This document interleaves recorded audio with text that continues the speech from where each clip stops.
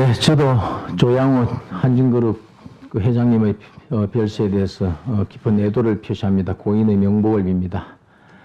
관련한 언론 보도를 보면 국내 대부분의 언론들이 이와 관련한 보도를 다 했습니다. 최근에 병세가 나빠졌다는 그 내용도 보도를 했습니다. 그러나 극히 일부 언론을 제외하고는 왜 나빠졌는지에 대한 보도가 잘 보이질 않습니다.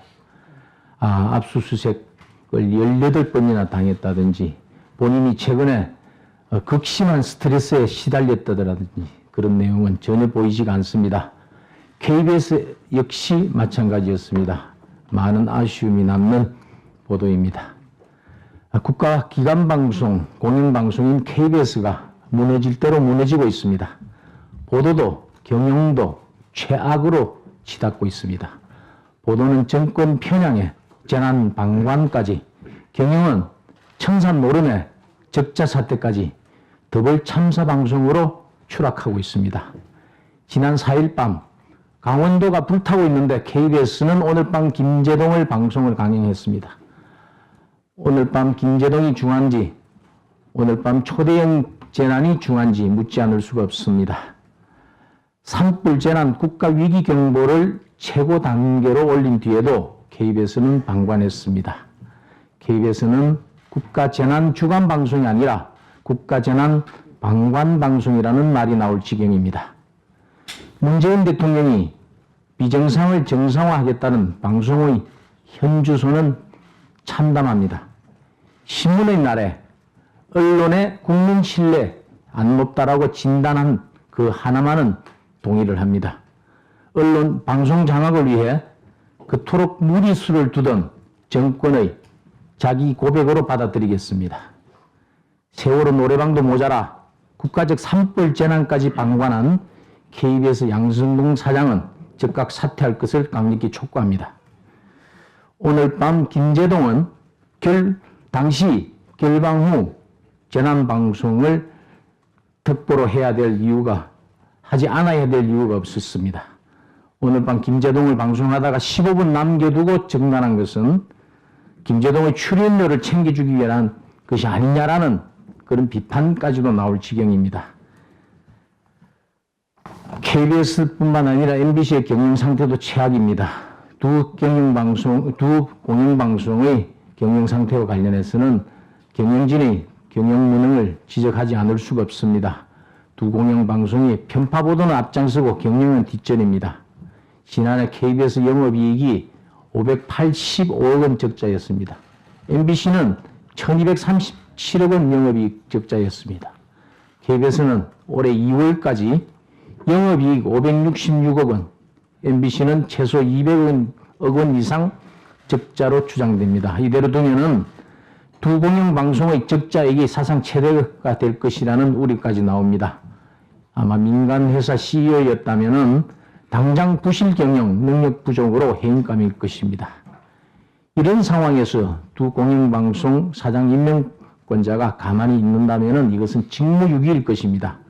KBS 사장을 임명한 대통령, MBC 사장을 임명한 방송문화진흥회 이사진은 뭐하고 있는지 의문입니다.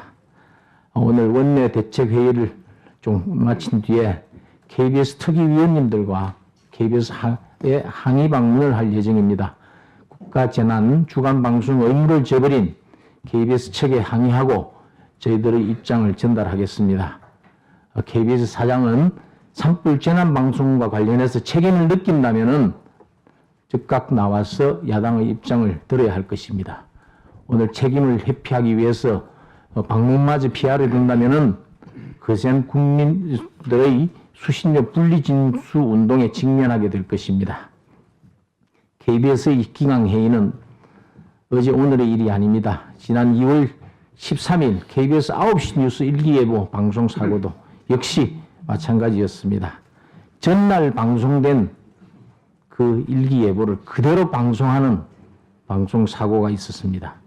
그러나 KBS 측은 당시 언론에 파일을 매핑해서 방송하는 형식이 도입된 지 오래되지 않아서 이런 사고가 났다라고 핑계를 댔습니다. 그러나 이 핑계는 거짓이었습니다. 전자 QCT가 도입된 지 이미 오래됐습니다. KBS 뉴스타임은 2013년 12월에 도입됐고 9시 뉴스는 2015년 4월에 도입됐습니다. 최소한 4년은 지난 걸 가지고 오래되지 않아서 이런 사고가 났다는 그 변명은 거짓말입니다. 심지어는 김용옥 씨를 출연시켜서 막말까지 하게 했습니다. KBS가 좌편향적 학자의 개인 교실인지 역사 왜곡의 선전 무대인지 모를 지경이 돼버렸습니다. 특히나 김용옥 씨가 이승만 전 대통령에 대해서 미국의 괴뢰라든지 국민의제에서 파내야 한다든지 이런 망언을 했습니다. 그러나 이 망언보다도 더 심각한 것은 KBS 측의 태도였습니다. 김용옥 씨의 막말에 대해서 KBS 자체 심의를 통과했다느니 또 김일성 괴뢰라는 말을 했기 때문에 그것이 반론이었다든지 어떻게 이승만 괴뢰에 대한 반론이 김일성 괴뢰라는 것이 될 수가 있습니까? 이것은 언론 보도에 ABC가 한참 못 미치는 내용일 것입니다. KBS 특위는 앞으로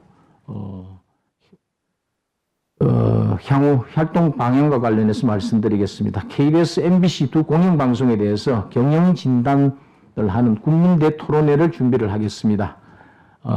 4, 5월 중에서 적자에 허덕이는 KBS, MBC에 대해서 경영진단을 하고 또 필요할 경우에 KBS 수신료 거부 및 분리 징수를 위한 거리 서명 운동을 전개해 나갈 것을 적극 검토해 나가겠습니다.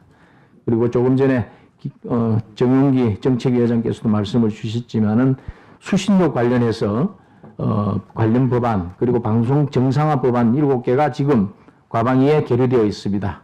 이 자리에 더불어민주당 측에 법안 심사에 착수할 것을 요구를 합니다. 네, 이상입니다. 네, 다음은 송희경 의원님.